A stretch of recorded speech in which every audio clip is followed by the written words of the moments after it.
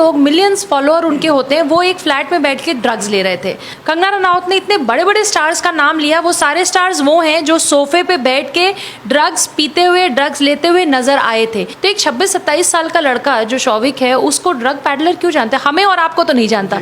आपने अगर उनको क्वारंटीन किया गया, तो अभी वो 2 कौड़ी के जिस पत्रकार ने रिया चक्रवर्ती का इंटरव्यू लिया, वो जब मुंबई इंटरव्यू के लिए गया, तो आपने उसको क्यों नहीं क्वारंटीन किया? दिशा जिसका पोस्टमार्टम 72 घंटे बाद हुआ, ये आपने कहा कि उसका पोस्टमार्टम लेट इसलिए हुआ क्योंकि कोविड का टेस्ट होना था।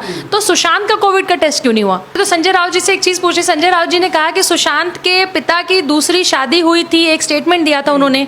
तो संजय राउत जी, मैं आपको कहना चाहती हूँ कि आप उस बारात में नाचने गए थे। आज वो लड़का जिंदा नहीं है, आज वो लड़का मर चुका है। आप सुशांत के पीछे, सुशांत को कह दीजिए कि वो ड्रग्स लेता था, वो पागल था, उसको उसके परिवार से अच्छे संबंध नहीं थे, तो तुम सुबह से लेकर रात तक क्या भजन कीर्तन करती थी? जो लड़की 17,000 की EMI के लिए नेशनल टेलीविजन पे रो रही है, वो दूसरी तरफ ये कह रही है कि मैं यूरोप की ट्रिप पे जा रही थी। 17,000 की EMI की रोने वाली लड़की यूरोप की ट्रिप पे जाएगी? जो सुशांत के टुकड़ों पे, उसके पैसों पे पलते थे, ये सारे एक दूसरे की खुद पोल खोलेंगे। महाराष्ट्र आपके बाप की बपौती नहीं है। वो जमाना वो चला गया जब वहां पे एक ऐसी सरकार हुआ करती थी जो हिंदुत्व की लड़ाई लड़ती थी, सच्चाई की लड़ाई लड़ती थी। आज तो जो है वो सिर्फ सरनेम के साथ जिंदा है। पूरा स्क्रिप्टेड इंटरव्यू रिया ने किया, लेकिन बस वही बात है ना कि 2 घंटे की इन्होंने स्क्रिप्टेड इंटरव्यू दिया, लेकिन आज तो 8-8, 9-9 घंटे CBI और ED और NCB उनसे जांच करेगी। मैं तो बार बार कह रही हूँ कि जितने चारों पांचों इनको बिठाइए, जब इनको 4-4 थप्पड़ पड़ेंगे, रिया चक्रवर्ती को जब 4 थप्पड़ पड़ेगा तो रिया चक्रवर्ती सब उगल देंगी। तो भाई रिया चक्रवर्ती, तुम कितनी बड़ी स्टार हो कि तुम 17,000 के लिए रो रही थी? तुम बाल कटवाती हो 35,000 रुपए के। पूरी प्लानिंग के साथ एक फ्लैट में भेजा, सुशांत के घर भेजा, बेटा तुम इसको पूरी तरीके से फांसो, और भाई बहन माँ बाप सब ने मिलके सुशांत को लूटा है। तो यूपी बिहार वालों को जिस तरीके से मार मार के महाराष्ट्र से भगाया जाता था, देखिए किसी से नहीं छिपाए। आज क्यों ऐसा है कि कंगना रनावत से आधा बॉलीवुड डरा हुआ है? उसने सबके नाम लिए, उसने सबको उजागर किया, सबको बेनकाब किया।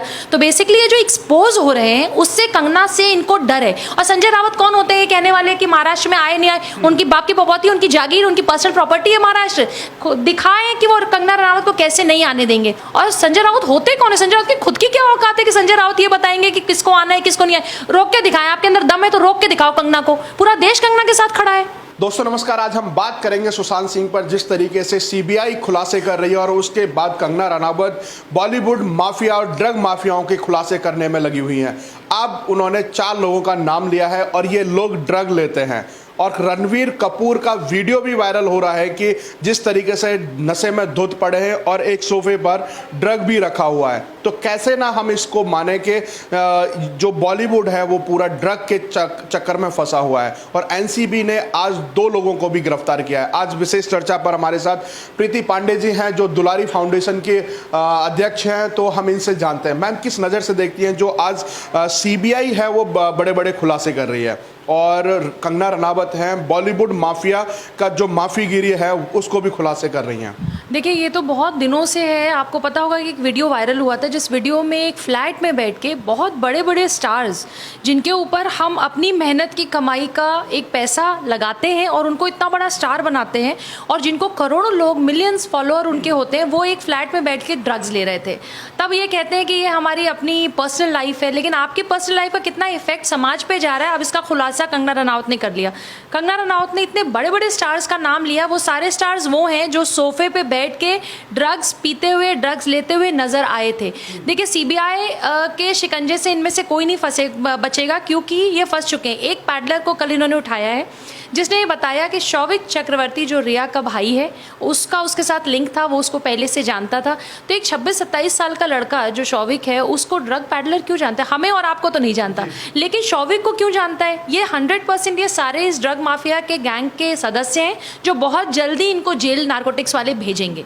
अब मैम कहीं ना कहीं जो 2 तो पकड़ लिए हैं और अब कहीं ना कहीं नेता हैं, कुछ अभिनेता हैं, उनके भी नाम सामने आ रहे हैं। अभी नाम डिक्लेयर नहीं किए जा रहे हैं कि क्या लगता है कि जिस तरीके से महाराष्ट्र सरकार का जो रवैया रहा है, तो क्या लग रहा है कि जो छोटा मंत्री है वो फंसने के पूरी कगार पर है? देखिए मैं तो बार बार कहती आई हूँ, एक है बेबी पेंगुइन, एक है बाबा पेंगुइन। तो बेबी पेंगुइन और बाबा पेंगुइन दोनों जिस तरीके से सुशांत के केस में मेमे पुलिस जो है जिस तरीके से इन लोगों ने काम किया, और इन लोगों ने पूरी ऐसी कोशिश की है कि सुशांत के मर्डर के पीछे जिनका हाथ है, भाई मैं ये कह रही हूँ कि अगर वो मर्डर नहीं है तो आप सीबीआई से क्यों भाग रहे थे? आपने क्यों कहा कि बिहार पुलिस वहाँ पे एंटर ना करे? आपने क्यों बिहार पुलिस को ऑटो से, रिक्शा से पूरे मुंबई में घुमाया? क्या महाराष्ट्र सरकार के पास और मेमो पुलिस के पास एक गाड़ी नहीं थी, एक इनोवा जैसी गाड़ी? कोई गाड़ी देते थे जिसमें आईपीएस विनीत तिवारी और उनके जो लोग आए थे वो अपनी जांच करते? क्यों उनको दर दर भटकना पड़ा? क्यों उनको क्यों क्वारंटीन किया गया? आपने अगर उनको क्वारंटीन किया गया तो अभी वो 2 कौड़ी के जिस पत्रकार ने रिया चक्रवर्ती का इंटरव्यू लिया, वो जब मुंबई इंटरव्यू के लिए गया तो आपने उसको क्यों नहीं क्वारंटीन किया? तब आपके सारे लॉज जो है वो कोरोना और कोविड-19 के गायब हो जाते हैं। आप दिशा जिसका पोस्टमार्टम 72 घंटे बाद हुआ, ये आपने कहा कि उसका पोस्टमार्टम लेट इसलिए हुआ क्योंकि कोविड का टेस्ट होना था, तो सुशांत का कोविड का टेस्ट क्यों नहीं हुआ?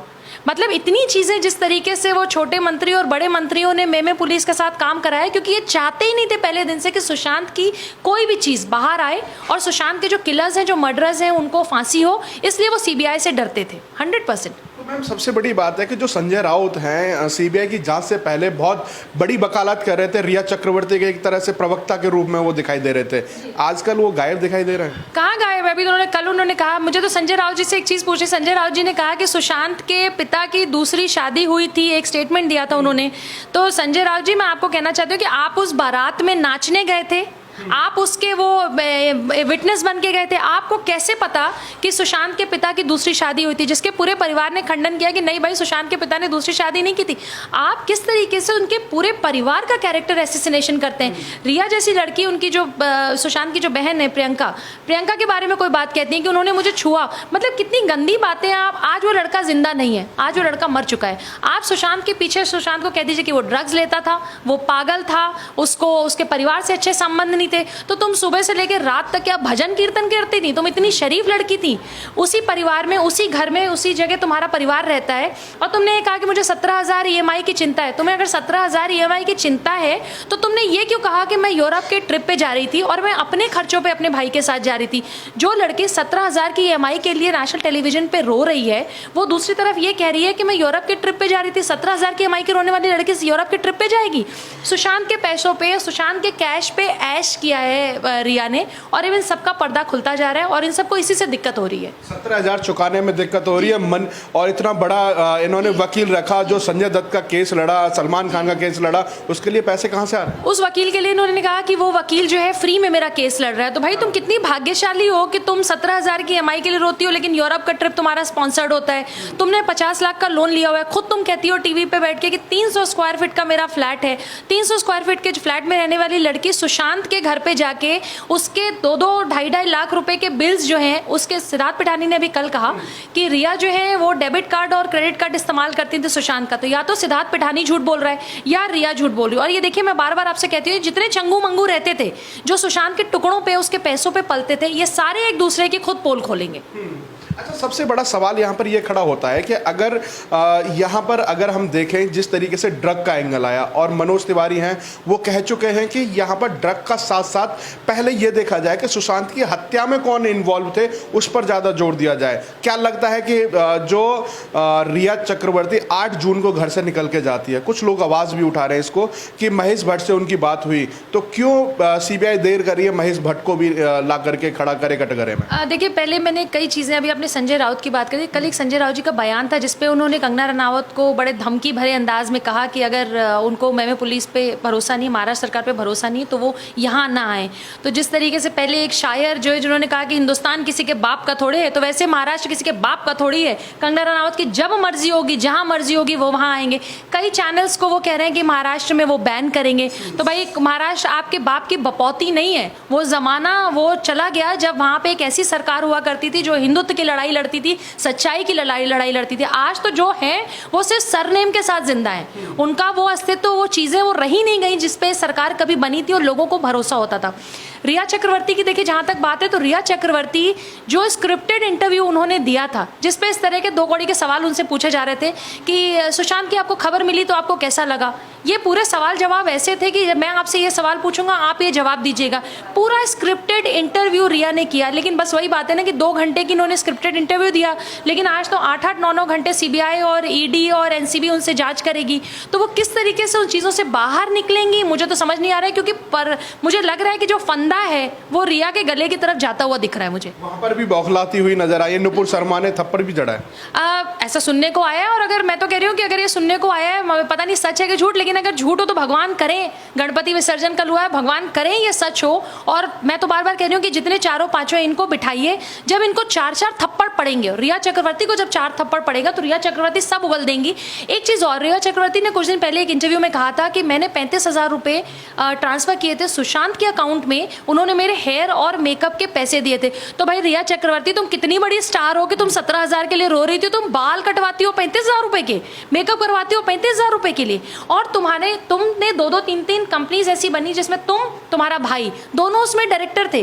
जिस लड़के ने तन मन धन से तुमको इज्जत दी, तुम्हारे परिवार को इज्जत दी, एक फैमिली ग्रुप व्हाट्सएप तुमने बनाया है, लेकिन उसमें सिर्फ तुम्हारा परिवार और सुशांत है, सुशांत की फैमिली नहीं है, सुशांत के पिता नहीं है। और जिस तरीके से सुशांत के पिता पे आरोप लगाती हैं, जिस तरह से उनकी बहनों पे आरोप लगाती हैं, इनका पूरा परिवार वैसी है कि बेटी को बाप ने मतलब पूरी प्लानिंग के साथ एक फ्लैट में भेजा, सुशांत के घर भेजा, बेटा तुम इसको पूरी तरीके से फांसो, और भाई बहन माँ बाप सब ने मिलके सुशांत को लूटा है।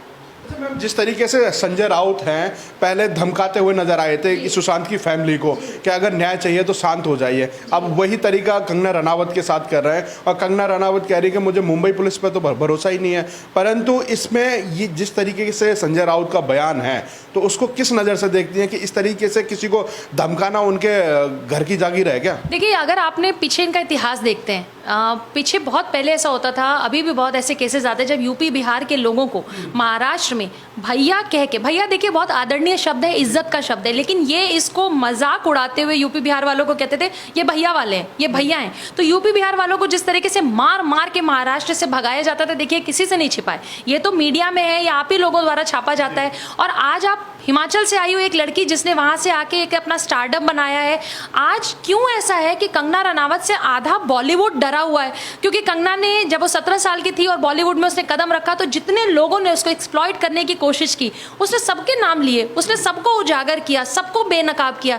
तो बेसिकली ये जो एक्सपोज हो रहे हैं, उससे कंगना से इनको डर है। और जो संजय रावत जी हैं, बेतुके बयान देते हैं, मुझे तो लगता है कि इनकी पार्टी की हालत इन्हीं से खराब हो जाएगी। संजय रावत ही ऐसे हैं जो पार्टी की इन्होंने जो हालत खराब करनी है, जिस तरीके से वो बयान दे रहे हैं, वो इन्हीं के विपक्ष में जाता है। और संजय रावत कौन होते हैं कहने वाले कि महाराष्ट्र में आए नहीं आए, उनकी बाप की पपौती, उनकी जागीर, उनकी पर्सनल प्रॉपर्टी है महाराष्ट्र, दिखाएं कि वो कंगना रनावत को कैसे नहीं आने देंगे। और सही बात है, अगर आप टीवी पे इस तरीके से धमकी दे रहे हैं, नेशनल टेलीविजन पे, तो कंगना रनावत को अगर मेमे पुलिस सिक्योरिटी देती भी, तो सही बात है कि सिक्योरिटी पता नहीं देगी, और सिक्योरिटी की जितनी सिक्योरिटी वो रिया को आज दे रहे हैं सेंटा क्रूज पुलिस स्टेशन में, स्कॉट करके रिया को सीबीआई के पूछताछ के बाद घर लेके जाया जा रहा है, उतनी अगर इन्होंने सुशांत को सिक्योरिटी दी होती, सुशांत के जीजा जी के कहने पे फरवरी में अगर वहाँ के डीसीपी ने सुना होता, तो शायद सुशांत जिंदा होता। और संजय राउत होते कौन है? संजय राउत की खुद की क्या औकात है कि संजय राउत ये बताएंगे कि किसको आना है किसको नहीं है? रोक के दिखाएं, आपके अंदर दम है तो रोक के दिखाओ कंगना को, पूरा देश कंगना के साथ खड़ा है।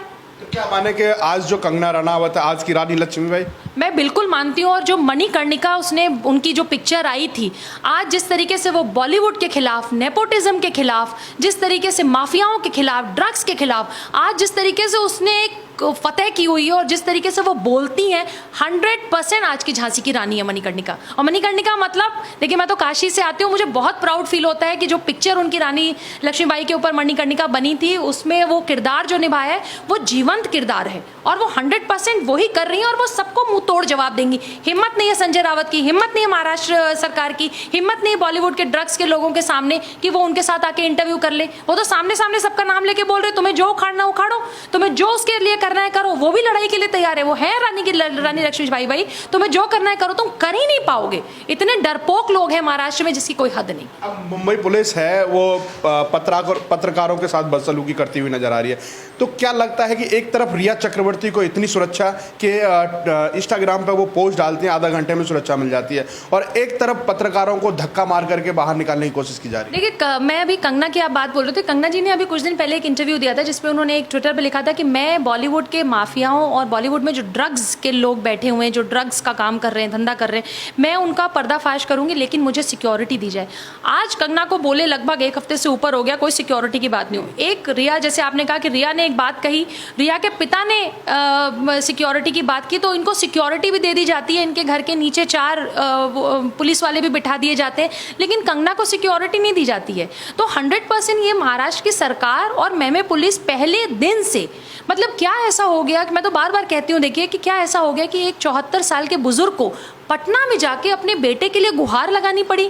क्यों 4 बहनें रोज ट्विटर पे हाथ जोड़ के लोगों से कह रही हैं कि भाई मेरे इकलौते भाई को इंसाफ दिलाने के लिए सब लोग आगे आओ। और आज सिर्फ भारत नहीं, अगर आप बाहर इंडोनेशिया देखेंगे, अमेरिका देखेंगे, लंदन देखेंगे, बड़ी बड़ी कंट्रीज में सुशांत के बड़े बड़े पोस्टर्स लगाए जा रहे हैं। तो क्या वो सारे लोगों को आप ये कह के दरकिनार कर देंगे कि नहीं है तो बिहार का चुनाव? भाई बिहार का चुनाव बिहार में है, बिहार का चुनाव स्कॉटलैंड में नहीं है, बिहार का चुनाव इंडोनेशिया में नहीं है, बिहार का चुनाव बाहर की कंट्रीज में नहीं है। बाहर के लोग इतने ज्यादा सुशांत के लिए, जो अपने सुपरस्टार के लिए न्याय दिलाने की लड़ाई लड़ रहे हैं, आप सबको बिहार का चुनाव का हवाला देके तो नहीं रोक सकते। वो सुशांत के लिए प्यार है, और जो सुशांत के साथ इनजस्टिस महाराष्ट्र सरकार और मेमे पुलिस ने किया है, वो उस इनजस्टिस के खिलाफ लड़ाई है। और देखिए, ये ना किसी को बैन कर पाएंगे, ये ना महाराष्ट्र में किसी को रोक पाएंगे। मुझे तो डर है कि इनकी ये सब हरकतें जो हैं, जो महाराष्ट्र के लोगों ने इनको वोट दिया है, उनको भी देख के दुख हो रहा होगा। और मुझे तो लगता है 2-4 महीने में ऐसा ना हो कि इनकी इन हरकतों की वजह से इनकी सरकार गिर जाए।